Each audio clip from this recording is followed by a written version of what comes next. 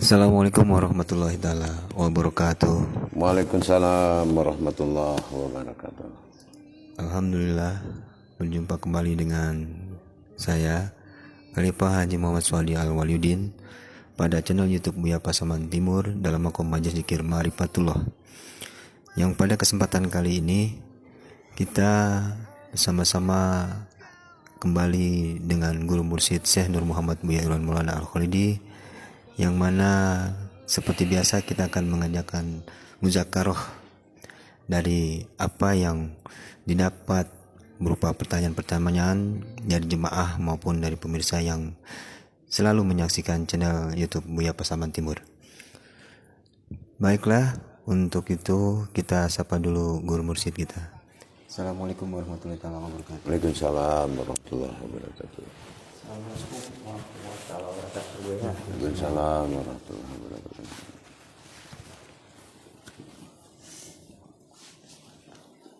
Hadirin sekalian yang sama-sama menyaksikan channel YouTube Buya Pasaman Timur, serta jemaah yang selalu menanti tayangan-tayangan dari YouTube Buya Pasaman Timur ini, di season atau di kesempatan kali ini ada beberapa hal yang merupakan bagian dari pertanyaan-pertanyaan pemirsa maupun jemaah yang selalu menyaksikan channel YouTube kami, yang nanti kiranya akan kita dengar tentang apa yang nanti akan saya sampaikan, juga dari saudara-saudara kita yang ikut hadir pada tayangan kali ini, yang sama-sama ingin bermuzakarah dengan Guru Mursyid kita. Insyaallah kita akan mulai saja muzakarah kita pada kesempatan kali ini. Assalamualaikum warahmatullahi wabarakatuh. Waalaikumsalam warahmatullahi. Alhamdulillah Bu ya, dari sekian banyak pertanyaan atau tayangan-tayangan yang menghasilkan banyak juga pertanyaan, dari sekian pertanyaan itu saya ambil yang sama, saya satukan, dan timbullah dari sekian banyak pertanyaan ini suatu pertanyaan yang mungkin ini banyak sekali yang ingin atau menantikan atau ingin memahami. Seperti halnya kami juga di sini, terutama perihal kematian dan kehidupan ini Bu ya. Kodrat kematian dan hidup ini. Karena selama ini banyak yang memahami bahwasanya seorang manusia mati itu dia taunya masuk kubur, selesai di situ proses. Tapi tidak ada yang katakanlah memberikan pemahaman mengenai apa yang sebenarnya yang mati, siapa yang mati itu. Dan ini sepertinya perlu mendapatkan semacam pemahaman yang sebenarnya, karena seperti ada keterangan menyampaikan kullu nafsin za'iqatul maut itu Bu ya. Segala sesuatu yang bernapas itu akan mati, tapi yang bernapas di sini yang seperti apa, kiranya itu yang ingin dipertanyakan Bu ya, dari sekian pertanyaan itu. Jadi pada kesempatan kali ini saya mewakili para pemirsa dan jemaah, mohon penjelasannya tentang hakikat dan pengertian dari antara mati dan hidup itu Bu ya. Insyaallah. Bismillahirrahmanirrahim. Jadi kalau kita bicara soal kematian atau yang bersifat mati, ini ada beberapa pandangan. Ada yang disebut mati dalam bahasa maut, dan ada disebut mati dalam bahasa mutu. Nah, ini kalau orang yang tidak bisa membedakan, ini akan menjadi satu arah dia. Nah, apa satu arahnya? Dari sisi amaliyah, nah, kan perjalanan ini ada dua. Ya, kita harus mengkajinya begitu. Perjalanan ini ada dua, yaitu perjalanan zahir dan perjalanan batin. Nah, kalau kita sudah paham perjalanan zahir dan perjalanan batin, berarti di sini ada dua kodrat. Perjalanan batin innalillahi, perjalanan zahir wa inna ilaihi rajiun. Nah, ini juga suratannya juga dua. Yang satu kembali kepada asal, itulah sifat zahir. Yang satu kembali kepada usul. Dan juga dia juga dua lagi sifatnya.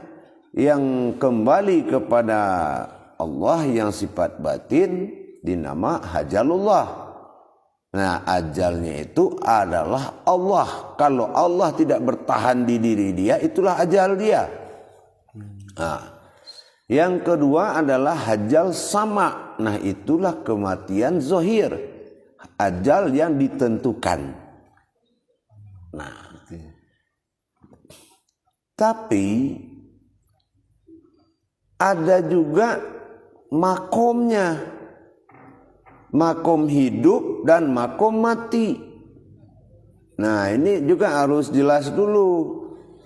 Mengkaji begini ini salah satu penyebab kebodohan yang orang bertuhan karena bodoh. Kenapa? Karena takut mati. Nah, karena dia tidak paham mati itu apa. Dia bilang mati itu kayak lampu, ya kan? Nah, jadi saya bilang ada faktor kepintaran dan kebodohan dalam agama. Nah, itu ada dua lagi makom. Makom mati bernama maghrib, makom hidup bernama masyrik. Nah, persoalannya di sini, kalau dikaitkan kedua jalan tadi, mana yang dikatakan makom mati dan makom hidup? Apakah ada kodrat Allah di dalam makom yang dua tadi? Nah, ini kita akan cari kebenarannya, gitu, Pak. Jadi kalau yang selama ini banyak yang beranggapan manusia itu mati, setelah itu diproses, dikubur, lalu menunggu beristirahat, lalu menunggu dibangkitkan kembali. Itu sebenarnya arahnya kemana kalau yang semacam itu, Bu ya? Iya, Atau makanya apa itu memang sebenarnya? Ya, makanya saya bilang tadi, yang dia pandang dalam kaji hidup mati ini adalah kematian diri atau memang ada sifat mati bagi diri. Ya, karena fungsi sifat mati bagi diri itu kullu nafsin zaikatul maut, artinya yang diberi nyawa itu akan mati. Tapi tidak ada kata nyawa itu bisa mati. Tidak ada kaji syariat sampai ma'rifat yang mengatakan nyawa bisa mati. Tapi yang diberi nyawa pasti mati. Nah, kita ingat tajali diri. Jasad berpedoman kepada ruh. Kan gitu. Nah, berarti kalau ruh ini berangkat, berarti jasad mati. Kalau ini kaji mati. Nah, tapi ingat, Allah meniupkan dua ruh ke dalam diri manusia. Pertama dinamakan rohani, ruhku kata Allah, kutiupkan ruh. Jadi dua. Yang kedua dia menjadi ruhamiyata. Ruhamiyata itu adalah ruh yang diperintah. Baik yang diperintah di alam ini, baik yang diperintah di diri kita. Ruh tangan, ruh kaki, ruh mata, ruh telinga. Ini kalau kaji hidup dan mati adalah kaji ruh. Tapi kalau kaji kepada diri kepada Tuhan, hayatullah itu bukan ruh.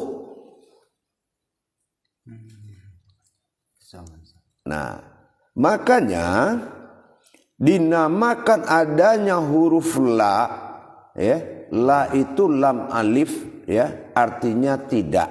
Nah, sebetulnya kita berpikir begini, Khalifah, kok lam alif alam Allah artinya tidak?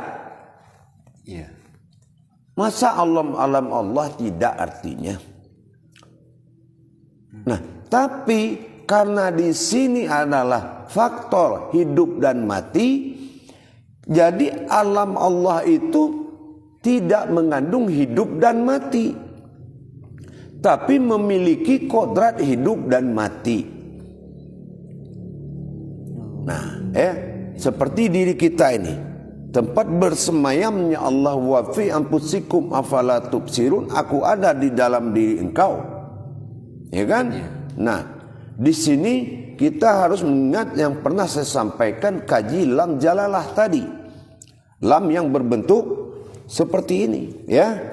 Nah, itu makna tersirat dan hakikat daripada kodrat huruf itu adalah kodrat jalalah namanya. Kodrat itu kodrat gaib atau hakikat, kodrat Allah. Nah, gitu. Nah, jadi kalau kita berpikir ada kematian dan kehidupan, berarti kalau di kanan kita ini jatuh kepada maghrib dan ini jatuh kepada masyrik, berarti hidup dan mati. Ya. Atau kita lihat di makam perkuburan, kenapa batu nisannya dua? Masyrik dan maghrib, orang hidup yang akan mati. Karena orang mati yang akan hidup. Kalau dibalik itulah gunanya akhirat. Itulah masyrik wal maghrib. Nah, tetapi dikaji ke innalillahi, ya, dikaji ke innalillahi, maka tidaklah ada pada Allah, pada kodrat Allah itu hidup dan mati. Karena lam alif alam Allah, kalau dia bersifat hidup, berarti Allah bersifat mati juga. Maka dikatakan alam Allah atau diri ini la. Dalam hukum mati dan hidup. Jadi tidak ada hukum mati dan hidup di jalan alamnya Allah. Nah, maka kita dipilih untuk menetapkan, mencari kodrat diri. Nah, kalau kodrat diri ini sudah tumbuh di dalam diri, ya, maka disinilah bernama lam jalalah pada jasad, lam alif bernama alamnya Allah dalam sifat asma. Kalau alamnya Allah lam tajalalah lam alif ini, disinilah kita harus melihat mana tali nyawa kita yang tidak ada melalui uratnya, urat yang berdarah atau berurat. Nyawa yang tidak menempuh jalur darah itu yang mana? Itulah diri yang datang dari Allah, dinamakan rohani. Rohamiyata, dia mengalami dua kodrat. Makanya lam jalalah itu bersebutnya seperti ini. Nah, di saat kita bertajali menghadirkan kodrat Allah tadi, maka kita meletakkan atau menempatkan daripada kodrat mati kepada maghrib pada garis lam, dan garis lam ke kiri menempatkan kodrat hayat kepada alam. Maka berlakulah sifat ruh di diri kita. Karena sesudah jasad ada ruh, sesudah ruh ada nur, sudah nur ada zat, sudah zat ada batin, sudah batin ada sir, sudah sir ada wujud. Yang bernama hanya sebatas ruh setelah berjasad.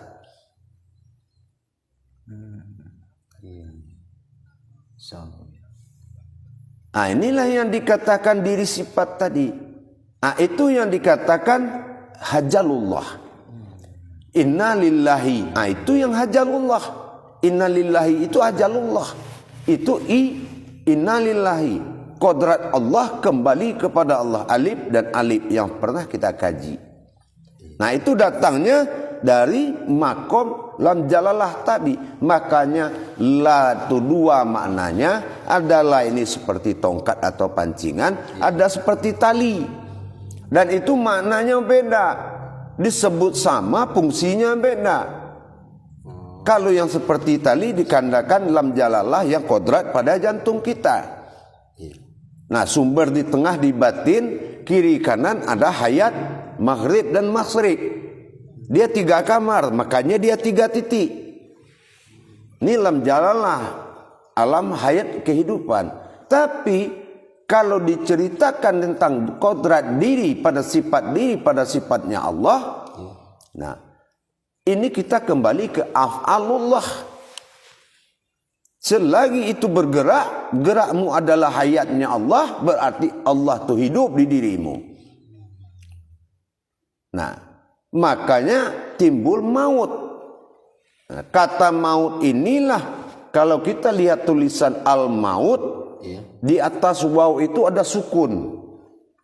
Nah, berarti sukun ini alam mati. Betul nggak arti sukun mati di Al-Quran? Nah, berarti yang mati itu siapa? Wow, dia. Dianya bagi aku Allah meninggalkan rumahnya Allah.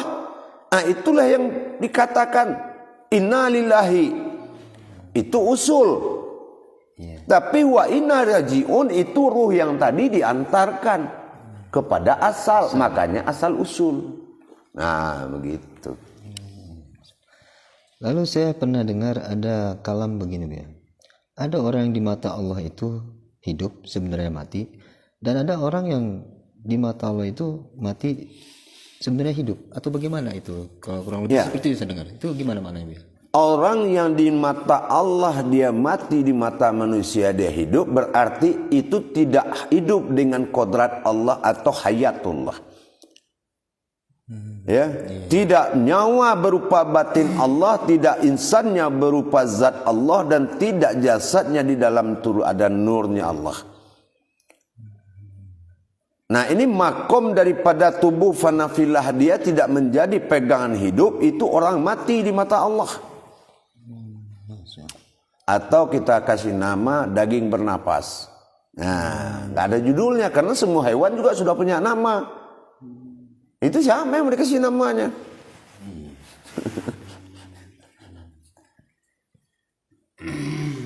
Salam ya. Alhamdulillah. Untuk kesempatan pertanyaan saya coba berikan kesempatan kepada saudara kita. Barangkali Pak Parewa dan Pak Irwan Nopiarta ingin bertanya, silakan. Assalamualaikum warahmatullahi wabarakatuh. Waalaikumsalam warahmatullahi wabarakatuh. Kita tadi berbicara tentang mati. Sedangkan seluruh umat Islam mengatakan qabla mutu anta mutu. Artinya matikan sebelum kamu mati. Apa tujuannya matikan sebelum mati? Apa boleh mati ditusuk dengan pisau? Apa boleh minum racun, ya? Nah, ya. Tadi mungkin saya sudah sampaikan ya. Bedanya kata maut dengan mutu. Nah, kalau mutu itu mematikan diri sebelum mati. Artinya mati batil, hidup hak. Nah, kan gitu.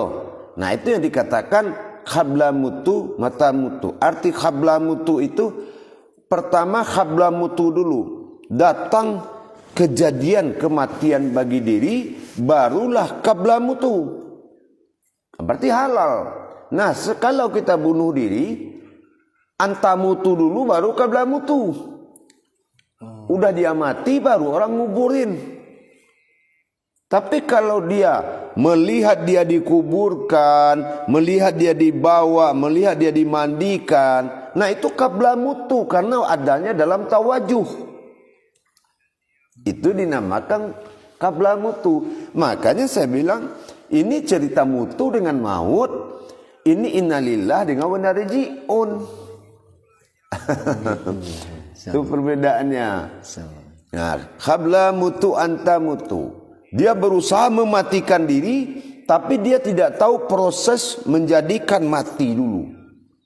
Bagaimana proses penghantaran diri menghadap kiblat? Penghantaran jasad menghadap kiblat, melihatlah menghadapkan wajah Adam kepada kiblat sebelum menghadapkan wajah batin, wajah Muhammad kepada batin. Kan gitu, wajah Allah kepada batin. Nah, itu namanya qabla mutu anta mutu. Nah, itu bedanya.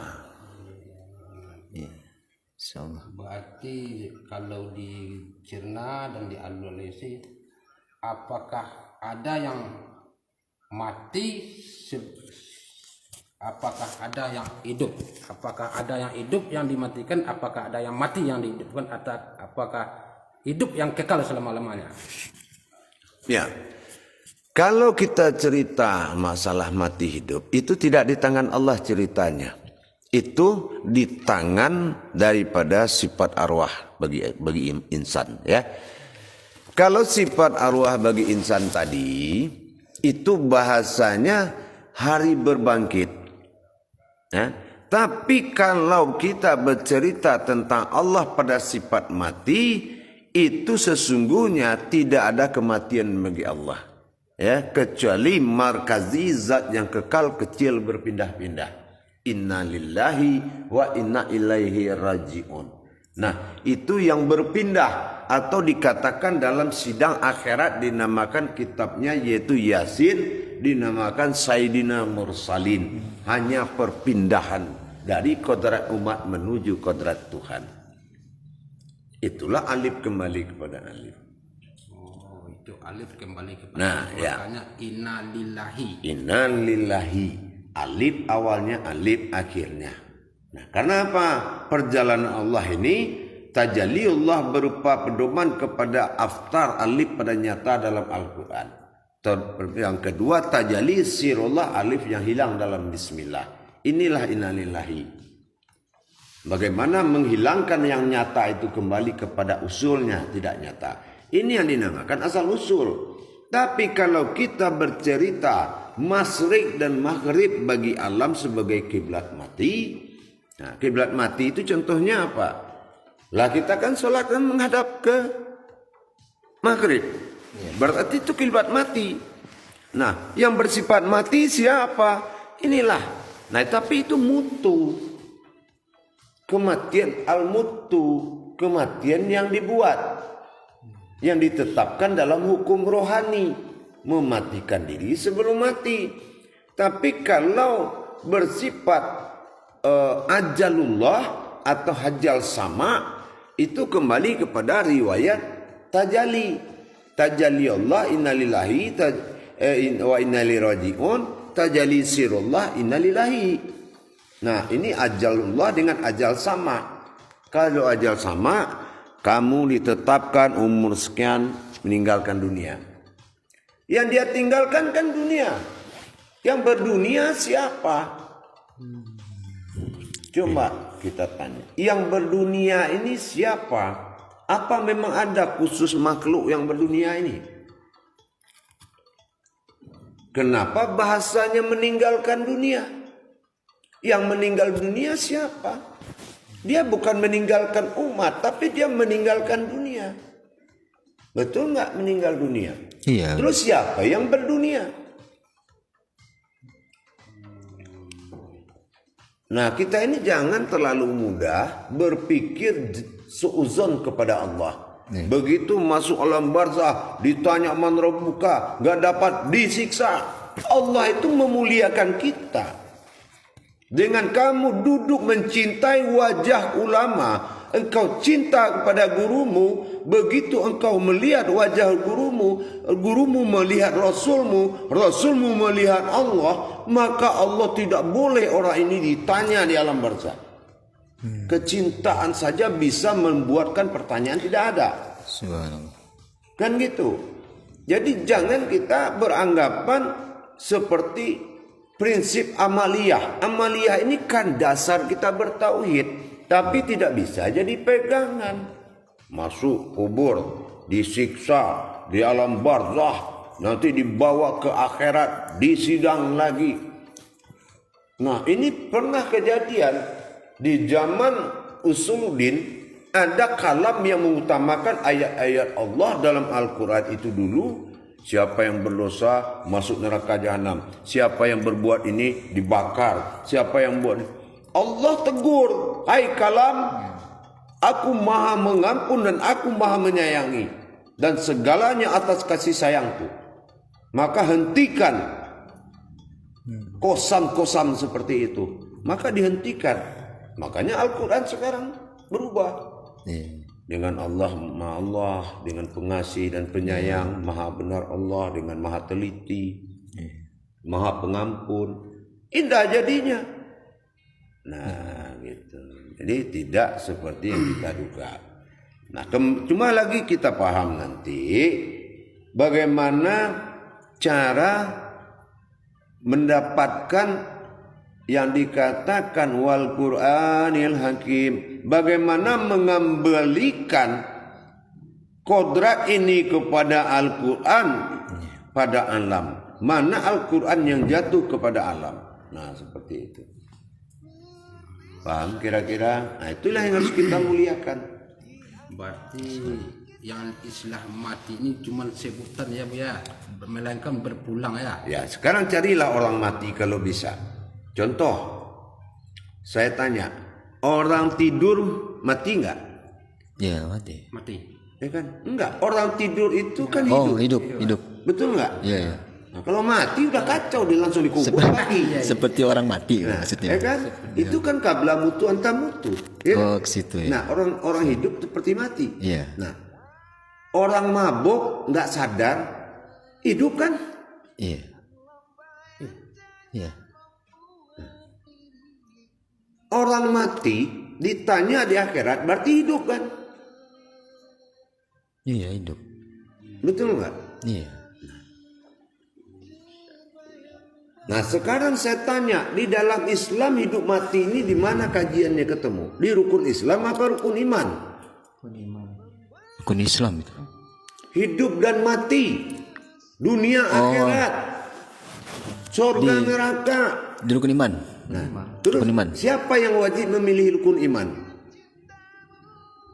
Apa rukun iman itu untuk dipilih atau untuk diimani? Iman, iya. Diimani. Kenapa pilih surga? Mati aja nggak mau. Umat apa itu? Munafik. Kalau putih dibilang suci, hitam dibilang buruk.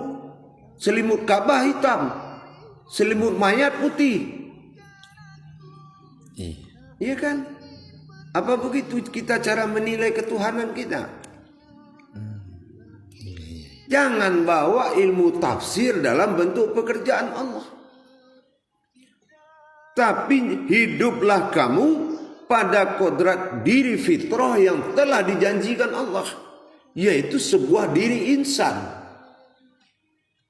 Diri insan adalah bersifat keinsanan Allah di muka bumi setelah melalui masa misal rahim dan insan. Setelah berojol dari ibu itu masuk masa insan. Sebelum berojol masa rahim. Baru berwujud masa misal, masa bapak. 7 masa dia jalani. Begitu dia jalani masa insan, berinsanlah Allah pada dunia. Begitu dia ingin kembali, Allah meninggalkan dunia. Inilah dikatakan Isra dan Mi'raj bagi hakikat pada diri. Jangan kita menghinakan diri kita akan ditusuk. Memang Al-Quran itu iman. Sekuat apa kita iman kita mengimani Al-Quran itu, itulah yang dijanjikan kepada umat Muhammad. Tidaklah aku, kata Allah dalam Al-Isra, menyuruhmu membaca Al-Quran Muhammad, karena aku takut engkau sulit dan mendapatkan kesulitan. Tetapi aku wajibkan kepada hambamu, kepada umatmu, agar mereka bisa kembali kepadaku.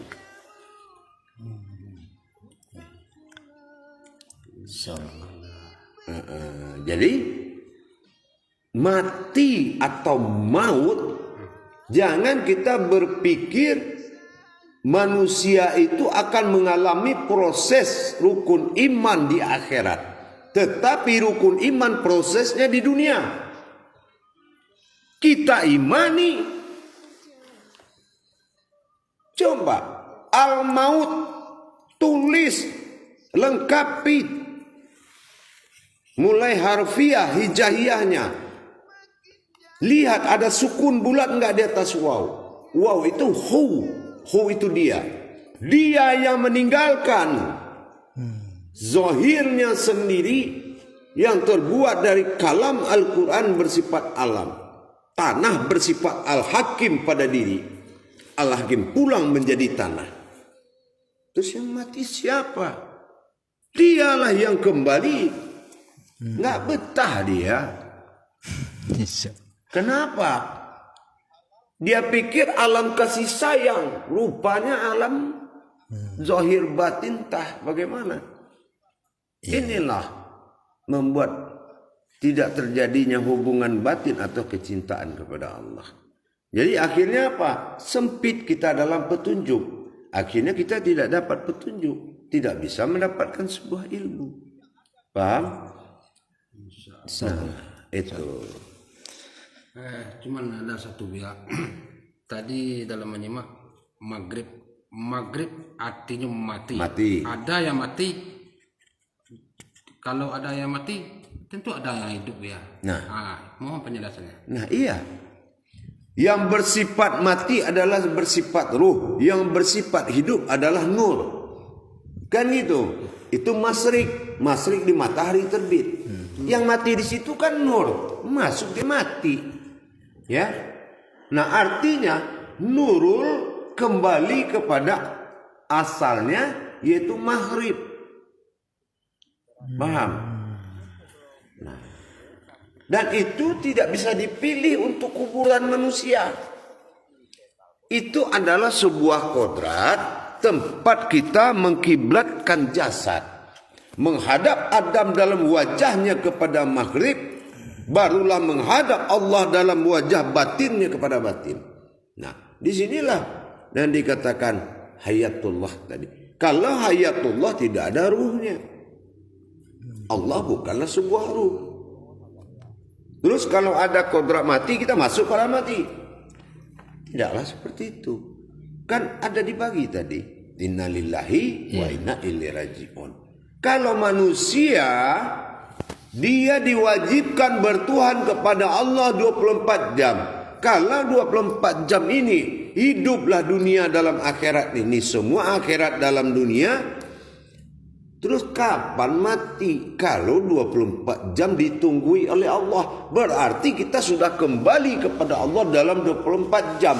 Iya. Sebanyak 24 hurufnya syahadat. Paham? Insyaallah. Insyaallah. Terima kasih ya. Insyaallah. Ada saudara kita yang mau. Silakan.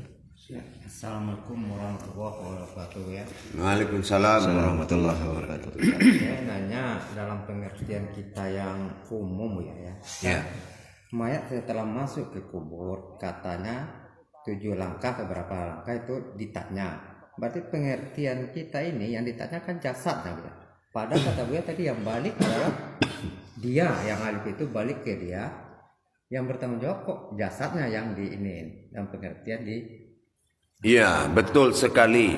Ya, yang kembali dengan yang ditanya tidak akan pernah sama. Kenapa? Hidup mereka, ruh itu mempunyai 2 sifat. Ada amal baik, ada amal buruk. Yang ditanya itu amal baik, amal buruk. Itulah yang mengendalikan manusia selama ini. Nah, man rabbuka, siapa yang menguasaimu?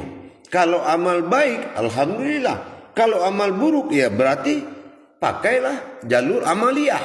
Kalau memang alam barzah memiliki suatu azab dalam rukun iman, berarti silakan alami. Tapi kalau Allah kamu pilih tempat kembalimu, maka semua amalmu akan benar karena solatmu benar. Setiap orang bertuhan pasti dia solat. Kalau solatnya benar, maka benar seluruh amal dia. Kalau amal dia benar, mana ada yang ditanya? Bukankah solat yang pertama dihisap? Iya. Nah, Sana rupanya maksudnya. ya begitu. Kalau kita solat kita benar, siapa lagi yang mau ditanya? Karena sudah tentu Rasulullah sudah bilang, apabila solatmu benar, maka benarlah semua amalmu. Tapi kalau solatmu rusak, maka rusaklah seluruh perbuatan amalmu.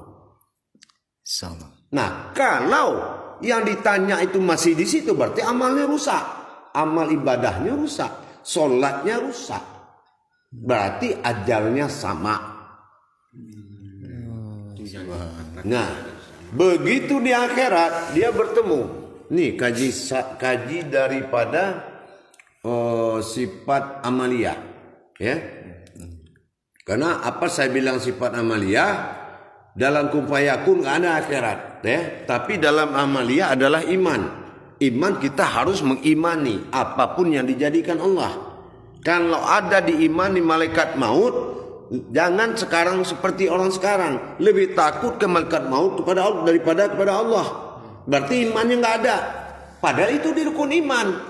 Rukun iman itu dalam arti umpamanya alam ujian aja, umpama sekedar dites, ya kan? Ternyata kegugur dia. Ada surga, ada neraka.